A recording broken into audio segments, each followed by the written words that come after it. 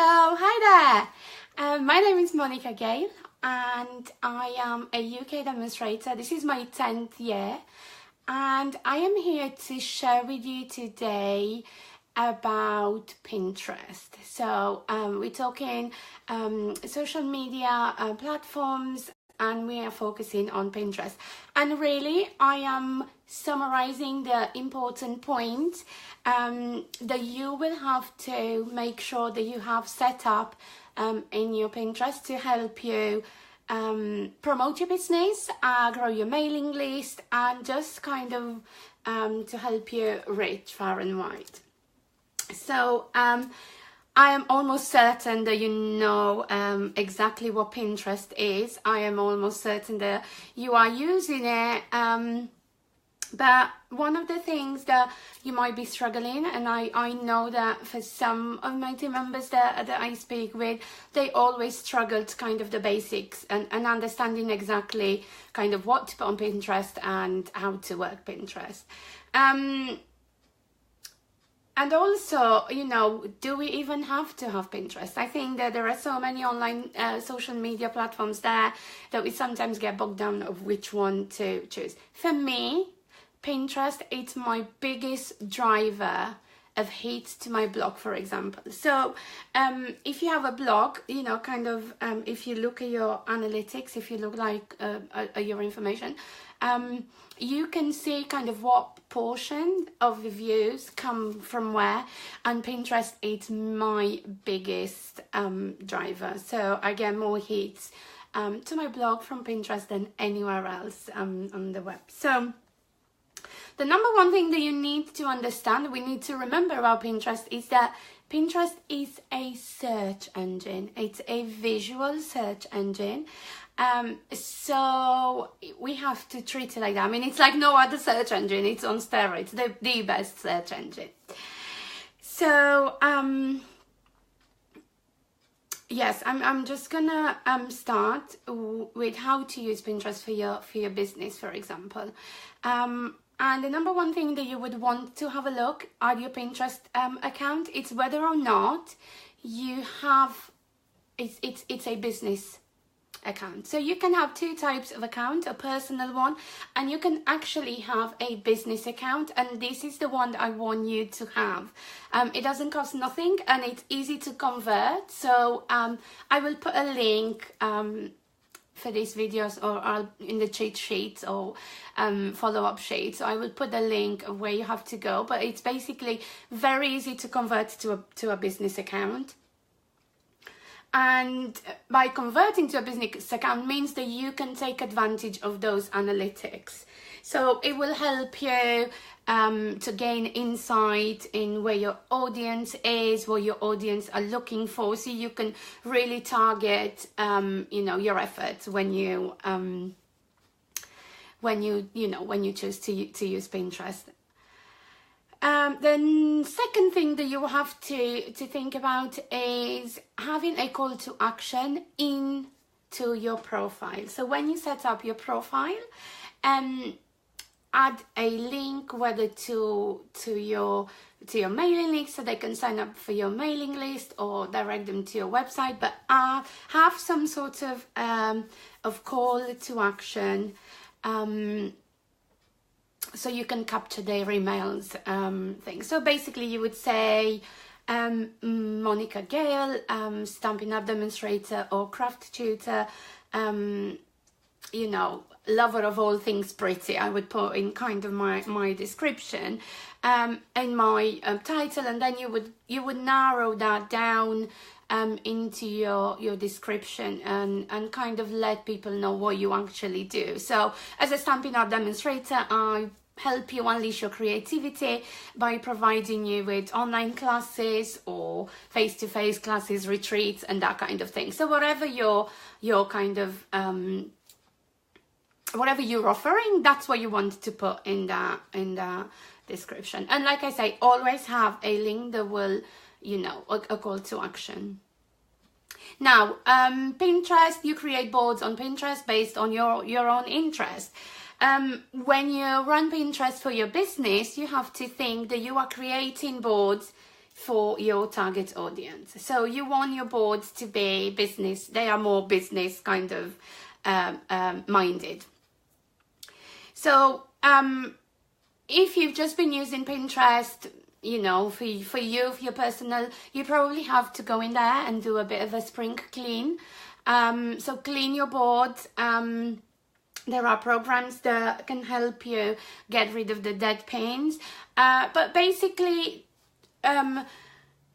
try and kind of have a good mix of personal and business. So don't overwhelm your Pinterest boards with just your personal stuff so that your audience gets confused. Because if they come across your Pinterest profile and then all they see is just pretty shoes or pretty handbags, they think, well, I'm actually here for cards. So make sure that your Pinterest account, it's visible to what you are selling. So make that kind of the focus. So when you start your boards, if you are unsure of how to categorize them, take a look at your blog, for example, and then just mimic that. So you can put a board for a specific stamp set, let's say petal palette, or you can put you can create boards kind of more generic and put the spring summer catalog or celebration catalog. So make sure that you set you set up those boards, and also make sure that you put descriptions for each of these boards. So make sure that they are, your audience really know what those boards are about. Okay.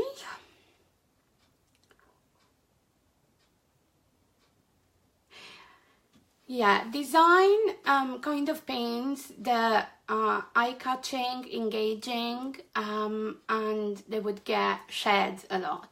So this actually, it's really easy to do for our kind of industry, because every card can have a tutorial. So pins, or they call them infographics sometimes, pins that usually do better are those long and skinny ones, and things like 3 steps to use your stamp apparatus, or 5 ways to use brushes, or here's a tutorial on how to use brushes. And this is really easy to do. Canva, it's an amazing program. I will put a link to that as well. It's canva.com. And what's brilliant about it, they also have a Pinterest template. So it's just that easy for you to kind of go in there. And like I said, say for example, you would do a tutorial on how to get the best out of your brushes, or how to use brushes, or brushes the easy way. So you would have a long kind of 3-step tutorial. So you'd have the first photograph that would say lay water onto your watercolor paper. The second step would be sprinkle your brush directly onto your paper, and then the third step would be spritz with more water and allow to dry. So you would have those steps, like with photographs, and then the text overlay of that. And then that would be typically pins that have some action in them, like your hands showing how you punch something, or anything that kind of have a bit of movement, kind of tutorial type pins. They always perform better. So keep that in mind when you design those pins. Now, apply for rich pins. What on earth are rich pins? Yes, so sounds good, right? Anything with the word rich in it is just instantly good. All a rich pin means is that when somebody clicks onto your name icon, a little link to your website is attached to that. So what this does, this adds gives you more credibility, and to you as a business owner and your pin. So it makes your pins more credible, more legit, if you like, and it also boosts your credibility as a business. Again, this is very easy to do. You can apply for this to Pinterest. This is very, very easy to do. I will put a link, but basically a simple Google search on how to apply for rich pins should give you you know, very good tutorials out there.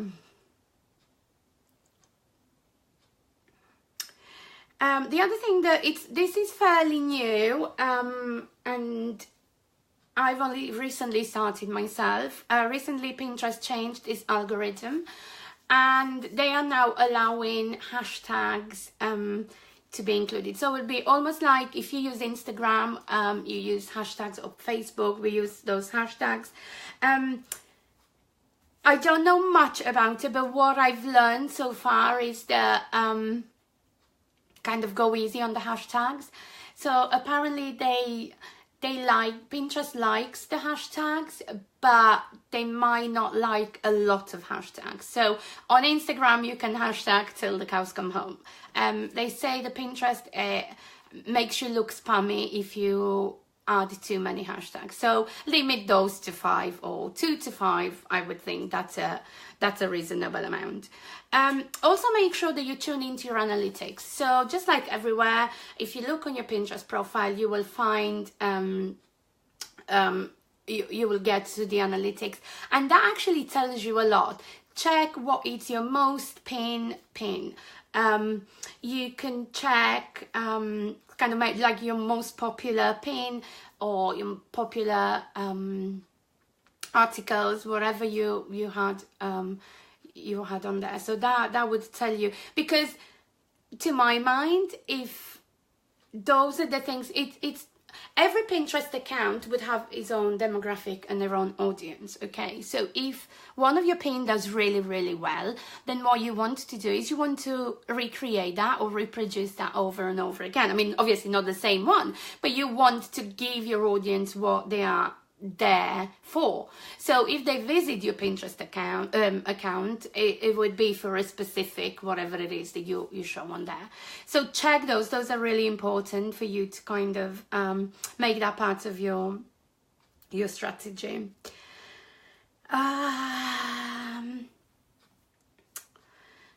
Yes, and then I need to talk a bit about your Pinterest strategy.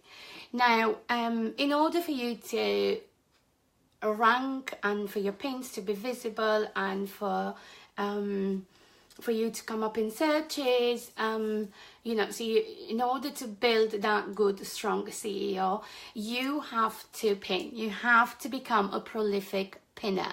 And this doesn't mean that you have to pin all day long, although it'd be brilliant if you had the time to do it. But you definitely have to make it your daily routine. There are programs out there, and I'm going to put a link to that as well. So there's a program called Tailwind, and what is it for a small fee. It's not a free service, and if it is, it probably only for like very basic stuff. But basically what Tailwind does, Tailwind pins for you. So you can, it's a wonderful program. You can tell it to pin which pins at what times of the day, so you can select. Again, your analytics will tell you which are your most, like the best times to pin, so you would get all that information. So you will know say for instance we're in the UK, probably 8 p.m. would be a prime time for you to pin your pins.